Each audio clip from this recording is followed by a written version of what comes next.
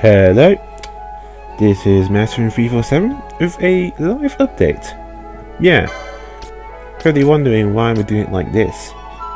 Basically, on my PS4. Well, the reason is I want to talk a bit more about next game I'm going to be doing. But also why, strangely, like sometimes I'm recording is like I'm not recording a few days at a time. There's a few reasons for that. First of all, basically, I've actually been playing some of my other games, trying to catch up with some of them. And maybe I'm playing Bravely Default 2. But also, YouTube, for some reason, like every time I to process stuff in HD, it takes a really long time for some reason. It doesn't need to be as bad now, but it was before. It's really annoying, so yeah, it doesn't make any sense. He was so stupid. But yeah, that was the other reason. But lastly, the most important reason is that though I'm not going to get one now, I'm still preparing to eventually get a PlayStation 5. But the thing is that I want to make sure that all my PS4 games data is transferred properly. And the best way to do that is with a new device. I had an external device before, but it's like only 1 terabyte. So I had to get a different one. See? This one is about it's 4 terabytes, but it's 3.68 because, well, whatever. But anywho, basically with that, what this does is that it allows me to pretty much transfer all of my PS4 games onto an external device. The problem was I already had an external device, which is 1 terabyte, and this is the really frustrating part. Basically, you can't have two devices at the same time. You can, but only one can be used as application install. So what I had to do was I had to remove all of my external games from my external drive and put them into my internal drive right here.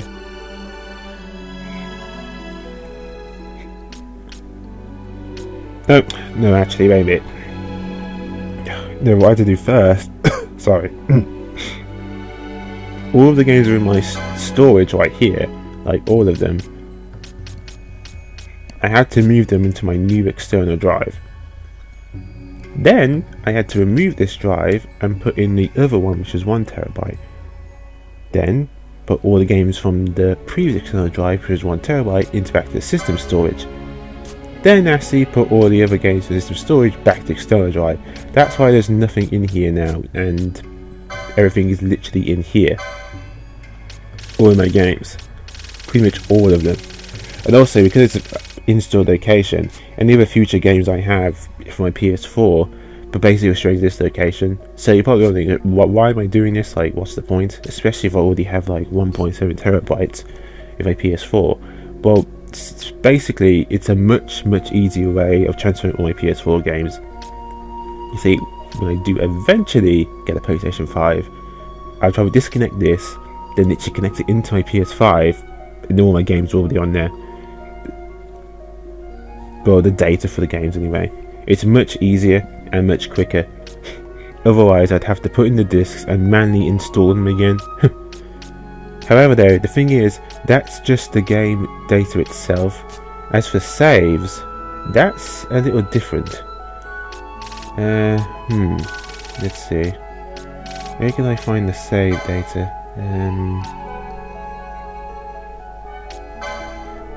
Oh, that's right. Yeah, save data goes into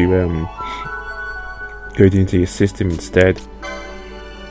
Now, I could copy my save data to my external drive, but actually, but I could also do it using my PSN account by literally just copying the save data. So all the games, when you save a game and stuff, it goes into the internal drive. You can copy it to external drive. That's just a copy. Yeah, that's all the games I have. It's literally only 5 gigabytes long because save data is usually very small. The big part is the application. The big part itself is the application data.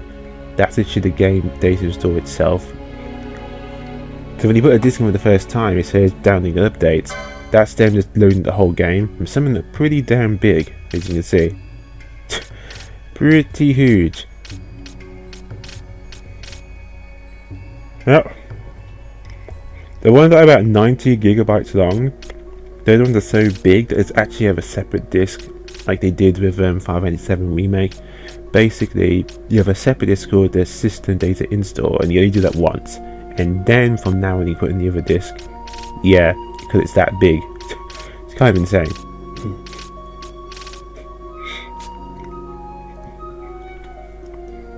So basically what this means is, when I do eventually get a PS5, I can just connect it into my PS5 and play my PS4 games so I have the disc with the data. It saves a ton of time and effort. Let's see, like I said, information.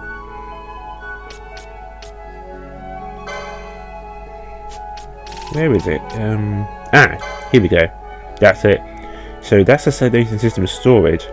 So basically, I could upload it online, or I could put it into USB storage device, which is the one that I have right there. I can do that as well.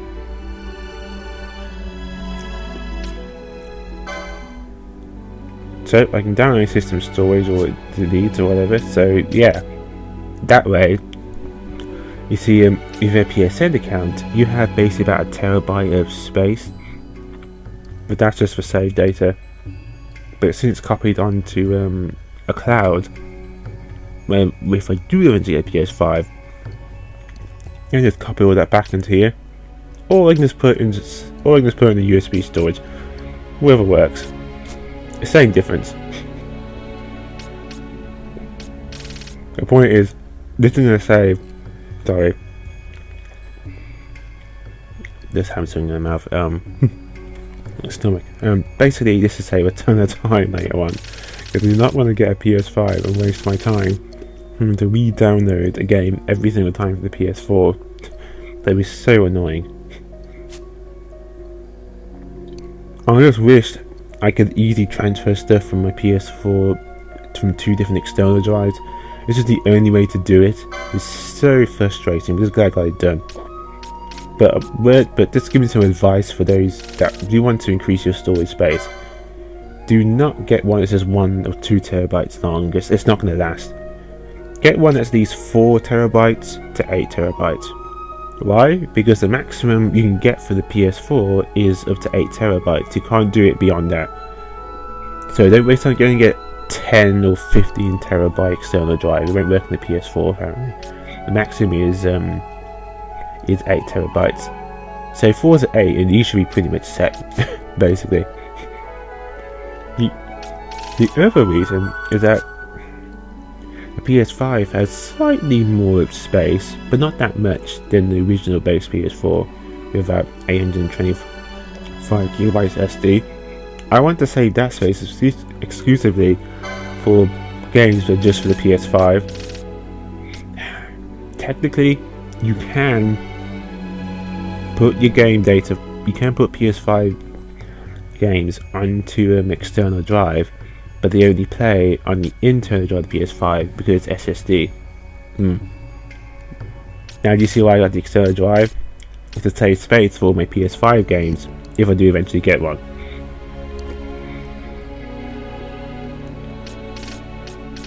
I'm glad I actually thought about this first before just getting a PS5, because otherwise it'd be a lot more frustrating later on.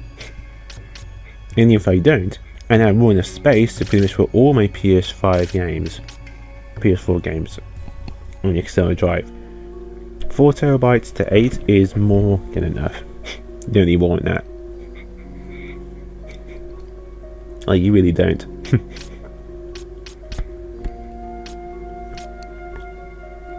But last but not least, now I've done that mini rant over why I haven't uploaded in a while, or an inconsistency, because, well, again, I'm planning to play some other games off screen. One of those games is Bravely Default 2, but there's another game coming out tomorrow, or this Friday, depending when this gets put on YouTube, and that is Xenoblade Chronicles 3. Yeah, I pre-ordered that game, so it should be coming tomorrow. And hopefully it does. Try playing that for a while. All the time to time. But, however though, the one game however though, like I said, if you actually be reading the description there, I said next game to be a lot more action based. I've been thinking about this a lot of what game to put in next. And the next game we're going to be playing is God of War. Yep. And before you ask, yes, I have played the other God of War games. In fact, I played pretty much all of them. Not just the HD remasters for the PS3, but also the same for the PSP, because they actually do the HD remaster of those ones as well. And I played Ascension. So yeah, I'm pretty much a huge God of War fan. I'm crazy as a story, and Ragnarok, Ragnarok coming out pretty much in November. I think it's the best time to do it now, because especially in fact we're going to college soon, back in September, so I won't have much time to record.